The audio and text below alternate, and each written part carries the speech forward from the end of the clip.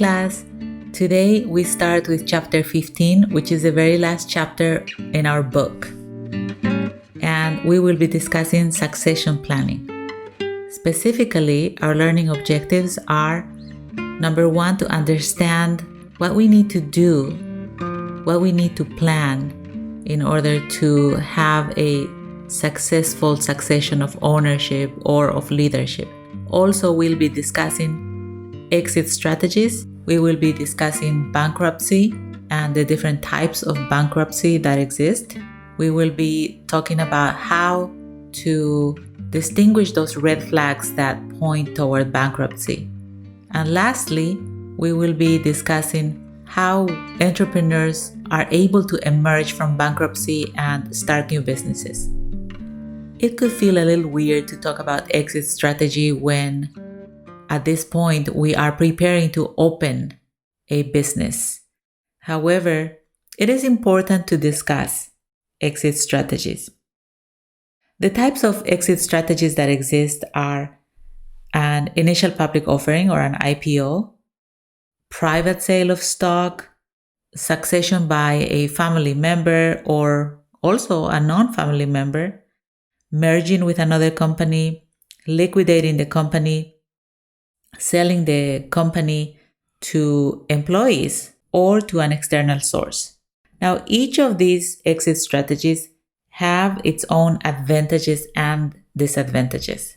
As soon as you start thinking about succession as a possibility, then that is the time to start planning and to start doing some things that are necessary before you actually decide on a strategy of exit. So one of the things that you can do is appraise the value of your company and then also consider the options that you have. It's not always that you have to leave the company to a family member, right? I mean, we just mentioned all of the exit strategies that are available. Then when you're going through the process, there will be some things that you'll need to consider. One of them is thinking about the potential of employees versus your family. So what are their skills? What is their motivation before you decide who should continue with the business? And then, of course, you'll need to select a date that should stay firm. After the transition, there's a transition period where you might possibly have to support the employees or the leadership that will stay in charge of the business. Research by the Family Business Institute has found that only 30% of family businesses survive into the second generation, and only 12% survive into the third generation. An exit strategy that leaves it all in the family could be an emotional event, and there could also be some financial turmoil. So it's imperative that you think about a good succession plan. Some things that you need to think about are, as an owner, what is your role in the transition stage? Regarding your family, you'll need to think about family dynamics. Also, what is the income for working family members and for shareholders? Regarding the business, you'll have to think about what are employees going to feel? How are employees being treated? What are some of the tax consequences that I should consider? And then also think about the macro environment. So think about the economic environment when you are planning the succession. Think about seasonality. Think about things that don't necessarily have to do with the business itself, but are outside influences that could also impact succession. Passing the business to a family member could create internal problems with employees. So some of the things that you need to think about are, does my family member that I'm considering, do they have all the skills that are necessary? Do they know all aspects of the business? And so that's why it's important to start early, because if you already have a couple of people in mind, a couple of either employees or family members, in mind for succession, then you can start having them rotate through different areas of the business so that they can start learning the ropes. However, it's possible that family members may not be interested in assuming responsibility for the business. And so in that case, you have some choices. You can train a key employee and retain some equity. You could retain control and hire a manager, or you could also sell the business outright. If you pass the business on to an employee, then that has the advantage that the employee is familiar with the business. And so problems regarding transition are diminished. And transition could be smoother because this person knows the business. Now, the key issue that the entrepreneur will need to consider is how much ownership do you want to retain? Also, you'll want to think about the managerial ability of the employee, and also, do they have the money to buy the business? That will also determine how much ownership they will have. And if you do this, you'll want to consider beginning the transfer process long before there is a need to sell the business, because then that will give you the time to consider everything that you need to consider, and then also it'll give time to the employee to get ready. Now, if you're thinking, no, I want the business to stay within my family, but my family members are not ready just yet, then you might think about hiring a manager to run the business. So you'll want to find somebody with expertise, but this could be difficult. Other problems might be compatibility with you and willingness to manage, knowing that those individuals will never get a chance to purchase the business. Now, if we think about non-family business situations, then another thing that you'll have to think about is replacement for key managers. If you are forming a partnership, then you'll want to think about the partnership agreement. And the last option would be to sell the business outright to an employee or an outsider. And then the two things that you'll want to consider if this is your selection is the valuation of the business and who are the potential buyers. In planning for non-family succession, there are some factors that you'll need to consider.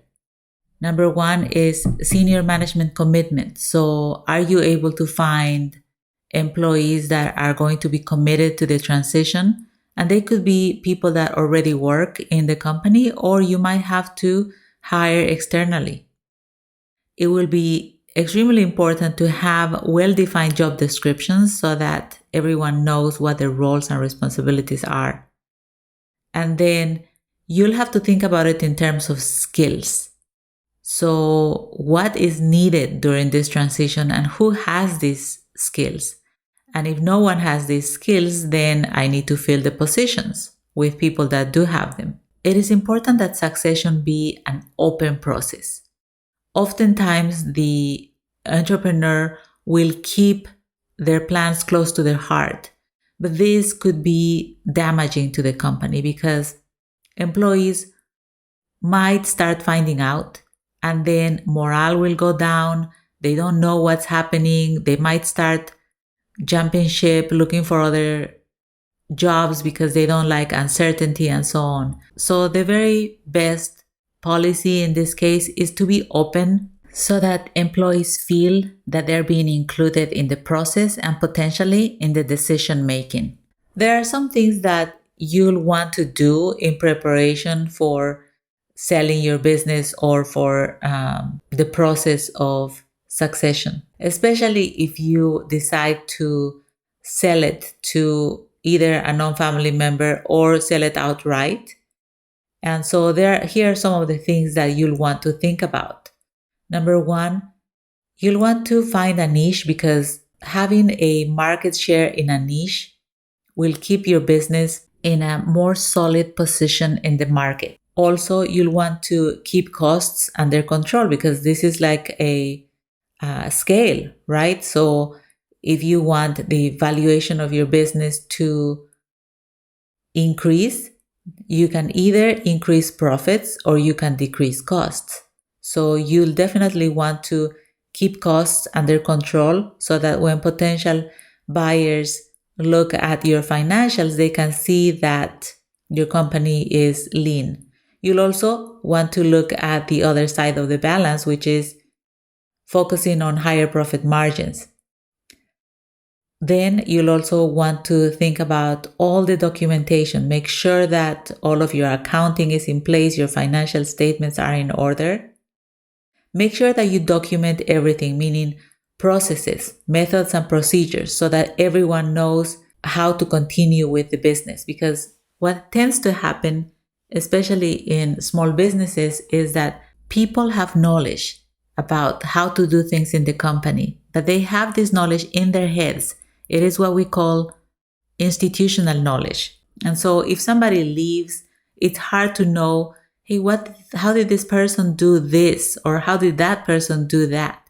And if they never documented it, then it makes it harder for the people that are trying to continue with the business. So it's very important to have methods and procedures well documented. You'll also want to look at your capital equipment.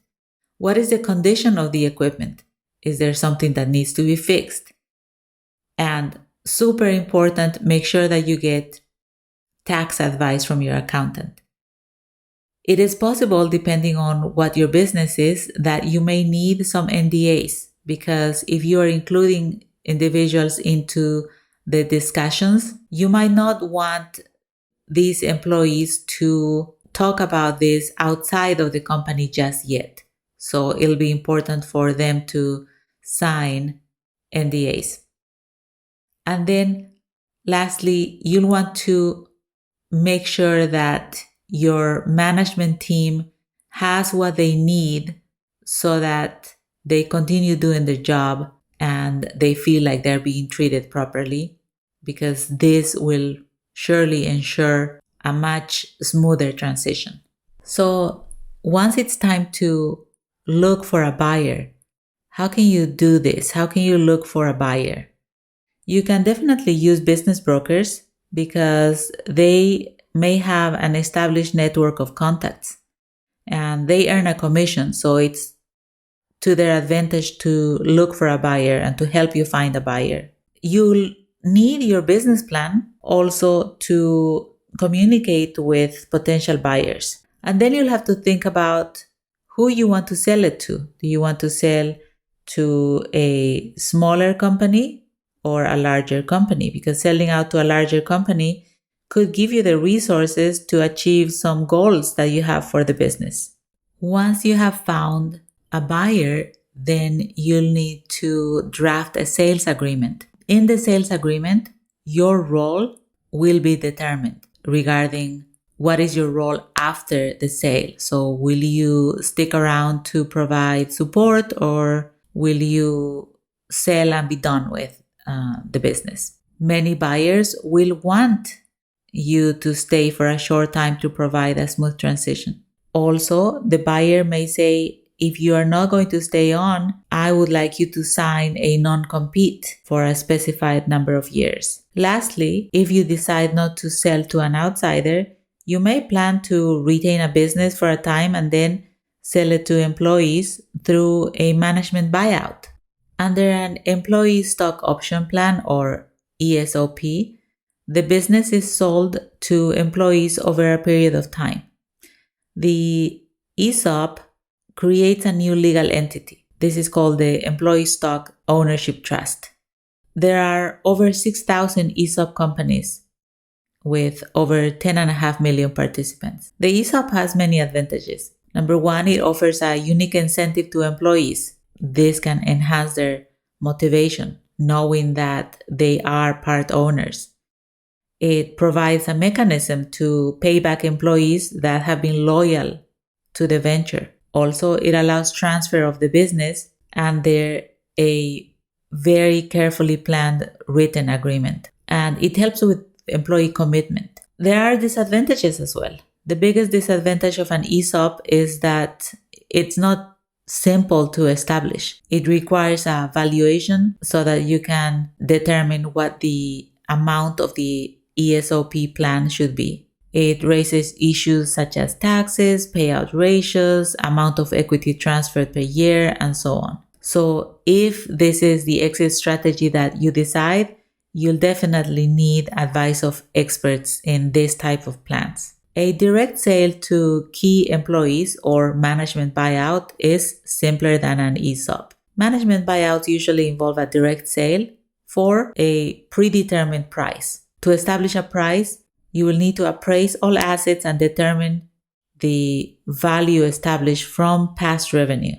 When you're selling a venture to key employees, you could ask for cash, or it could also be financed in other ways. If you're selling your business for a substantial amount of money, then a cash sale is probably not very likely. Financing could be done with a bank, or you could agree to carry the note so that they could pay you in installments. Another method would be to use stock as the method of transfer. And the stock is attractive to outside investors as the business is continuing with the same management team and with its established track record. Other methods of transferring a business are through a public offering or a merger. All in all, before deciding on an exit strategy, it is important to seek advice from experts. Like we said at the beginning of the class, a large number of entrepreneurial ventures fail. So failure is not uncommon, especially due to economic factors. According to the SBA, about half of all new startups fail in their first years. There are other sources that think that the failure rate is actually much higher than this. How can you prevent failures? You should be, of course, taking a look at critical factors, but regardless of the reason, before bankruptcy laws were tightened in 2005, there were 1.6 million a year. When we take a look at bankruptcies, there are three types. Chapter 7 or liquidation is the most common. And about 59% of all bankruptcies in 2021 were of this type, Chapter 7. Chapter 11 provides the company an opportunity to reorganize. The company will need to prepare a new business plan and then will have to achieve some goals to ultimately return to a business operation. 31% of bankruptcies are of this type. Lastly, Chapter 13 allows creditors to be repaid in an installment plan that is agreed upon. Only 10% of bankruptcies fall into this category. One thing that is important to know is that bankruptcy doesn't need to be the end of a business, although it may feel like that. It could be an opportunity to reorganize and or merge with another company. In the last couple of decades, retail businesses that have stores seem to be the most vulnerable because they become no longer competitive because online sales are taking over their industry. Examples would be Borders, Sears, Toys R Us. They all liquidated after filing Chapter 11. If you find yourself in the unfortunate situation of having to go through bankruptcy, there will be some lessons that you'll take away from going through it. One of the lessons that one learns from going into bankruptcy is to go into a business that you really know well. Many entrepreneurs will realize that they went into a business that they didn't know well enough, and eventually that took them into routes that they weren't able to get out of. Also, one of the lessons that is important is to take a look and continually monitor macro conditions. What is going on in the environment? Are there some things that I see coming that I can prepare for? And of course, there will be some others that you are not able to prepare for. An example would be the pandemic. It's important to understand that bankruptcy offers protection for creditors, and that bankruptcy is a process that the business is going through, but it is important to separate the entrepreneur from the business. So it could happen, if this happens to you, that your business failed, but that doesn't mean that you failed. It just means that, there are some lessons that you're learning. Also, it is important to take bankruptcy as a last resource. And because this is a last resource that entrepreneurs take as, okay, I have no other way, it is emotionally painful. And so it needs to be shared. Although you might not want to, it needs to be shared with others involved and with employees. Because believe it or not, they will offer you support, emotional support that you will need.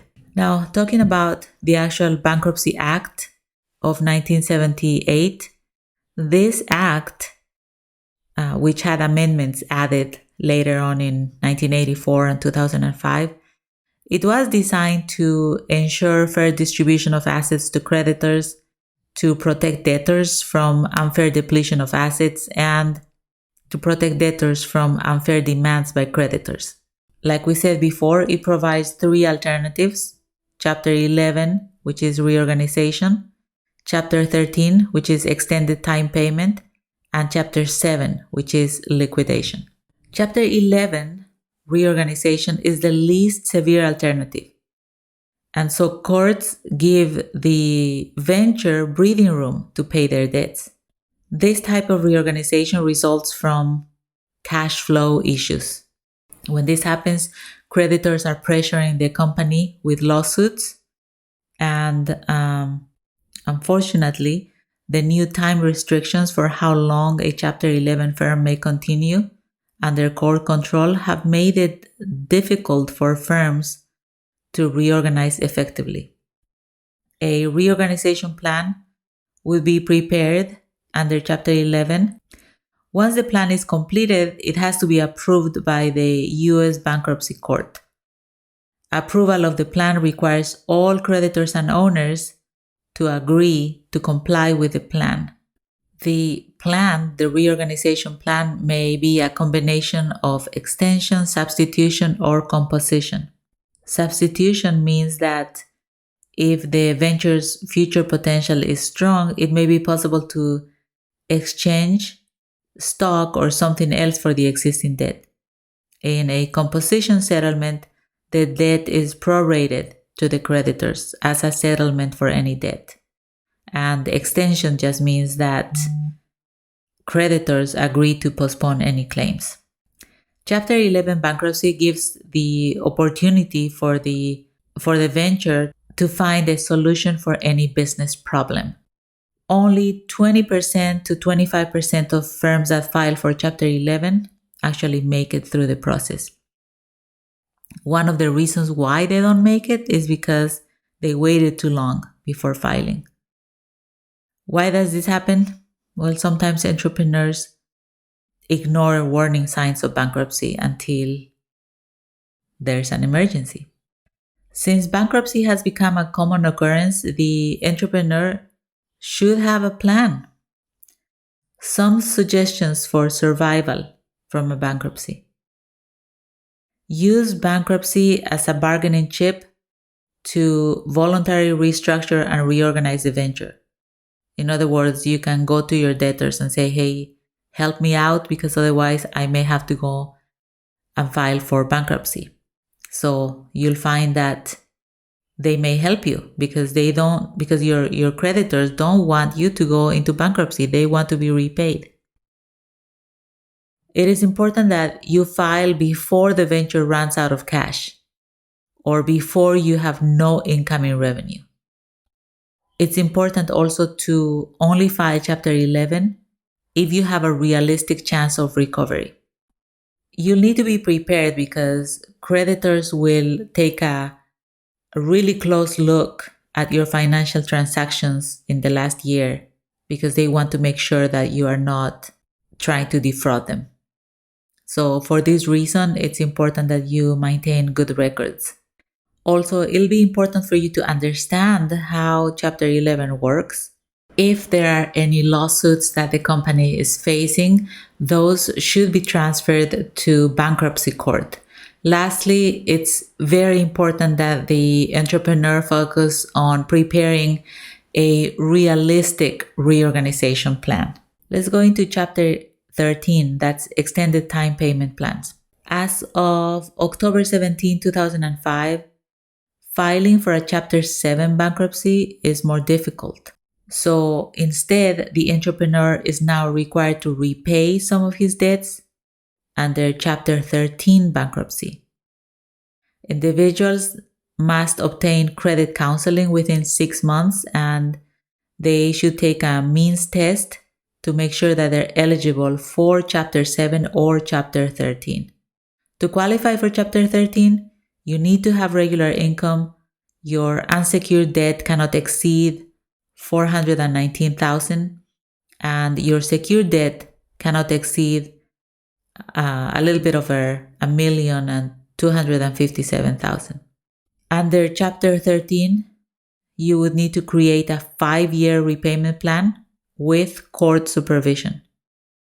A court-appointed trustee receives the money and is responsible for making scheduled payments to all the creditors. Chapter 7. Chapter 7 is liquidation, so it is the most extreme case. It requires liquidation, whether that be voluntarily or involuntarily, of all non-exempt assets. If you file a voluntary bankruptcy petition under Chapter 7, that basically means that you are bankrupt. That's what you're declaring, that you're bankrupt. Involuntary bankruptcy occurs when the creditors are the ones that initiate the process because they want the assets liquidated so that they can be paid. Reorganizing under Chapter 11 or Chapter 13, like we said, takes a long time. But there are some things that you can do to speed up the process. Number 1, you can take the initiative and prepare the plan. Number 2, negotiating this plan or selling it to secured creditors, communicating with groups of creditors, and not writing checks that you cannot cover. Improving credibility with creditors will help you emerge from this process. And like we said earlier, bankruptcy should be a last resort. It's not necessarily the end. The entrepreneur should be sensitive to key factors that can reduce the risk of business failure. So you must be aware that market conditions change, and you should be prepared to modify your strategies. In other words, adapt. It is also really important to have really good cash flow projections, because this is one of the main reasons for companies filing bankruptcy, because of cash flow issues.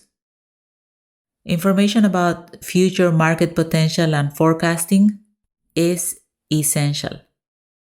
Also, making sure that you understand the size of your potential market and how attainable it is. Lastly, you should be really careful with stress points, meaning when you're going through some changes, that's where stress points will emerge.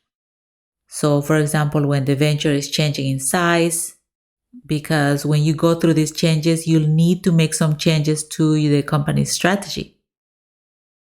And so stress points could be identified based on the amount of sales. So, for example, if all of a sudden your sales are exponentially growing, that could get you in trouble actually, because if you're not prepared for that, then you might get into some issues, because you may end up overpaying to get your products, and then you'll be eating away your profits and it starts the ball rolling. Now, how can you tell if there are some warning signs? So early warning signs sometimes are interrelated. There are some warning signs in the areas of people, products, and payments. So in the area of people, A warning sign might be that management is not managing finances properly. Also, if people are leaving the company, that is definitely a warning sign. And like we said before, cash flow issues. In the area of products, if there is a lack of materials, if you are getting lots of customer complaints, if you are giving customers discounts so that they pay earlier, that points to cash flow issues.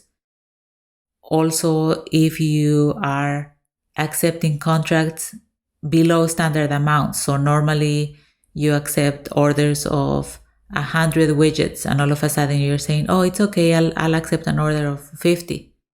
That also points to a cash flow issue. And in the area of payments, if the bank requests subordination loans, that points to a lack of trust on the borrower's ability to repay. And so subordination of loans means that the bank would ask one or more creditors to agree to a change in the priority of their loans. For example, if ABC company wants to secure additional debt with its assets, let's say capital equipment, but ABC company has already existing creditors, let's say because they owe another bank for the capital equipment, those existing creditors may be asked to subordinate their claims, meaning they would have to voluntarily agree to accept a lower priority position in the hierarchy of creditors. So, in other words, if the borrower, ABC company, would default, the subordinated lender would be paid after the other higher priority creditors.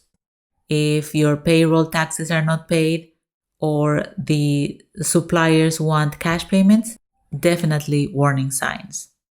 Like I said before, and I repeat again, bankruptcy doesn't need to be the end. There are plenty of entrepreneurs who have failed many times and then they succeed. Entrepreneurs are likely to start new ventures even after failing because they have learned from their mistakes and they won't make the same mistakes again.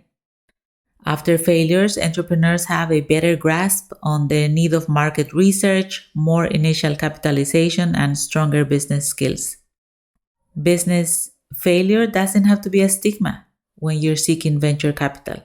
You could present it in terms of, this is what I learned, this is how I emerged, and now I'm doing this. So it's all on how you present it. If bankruptcy is a reality, there are some factors that you should consider. Entrepreneurs should consult with their family, particularly the spouse. Entrepreneurs should also seek outside assistance from professionals, friends, and business associates. And lastly, it is not good to hang on to a venture and continue to drain resources if you already see that the end is inevitable. Sometimes you just have to make the tough decision. Some companies discussed in the text survived bankruptcies and then turned around. So why is it that companies or businesses may face adversity? Well, there may be some external factors, such as the economy, competition, changes in consumer needs, technology, or unpredictable acts such as war, terrorism, the weather, pandemics, and so on. There may also be some self-inflicted adversity coming from poor management. There are, though, some principles that can help during the process of turnaround. It is important for the entrepreneur to recognize the warning signs. It is important to have a hands-on management. Leaders of successful turnaround efforts, what they did is they focused their initial efforts on meeting, communicating with all employees, and being honest with employees about the situation in order to get them involved in the solution. It's important to have a plan based on the questions of where are we now, where are we going, and how are we going to get there. Lastly, the third and last principle in the turnaround process is action. This relates to the third question. How do we get there? The plan should involve aggressive corrective action. In essence, if we already know that this is where we're heading, what are we going to do to change it? So you may need to make some big changes. That's where companies start closing stores or laying people off in order to ultimately save the business and turn it around. In conclusion, we have talked about succession, the process of succession. We've talked about options regarding exit strategies such as the sale of the business to employees, management buyouts. Also, we have discussed the types of bankruptcies, the warnings of bankruptcy. And lastly, we have discussed how some entrepreneurs can turn bankruptcy into a successful business. Next week, you'll need to prepare a PowerPoint on your business plan. And so I will post some media that will give you some pointers. I know that you have prepared plenty of PowerPoints in the past, but some key reminders never hurt. So with that, the rest of the time, make sure that you are devoting a lot of time and effort to writing a quality business plan.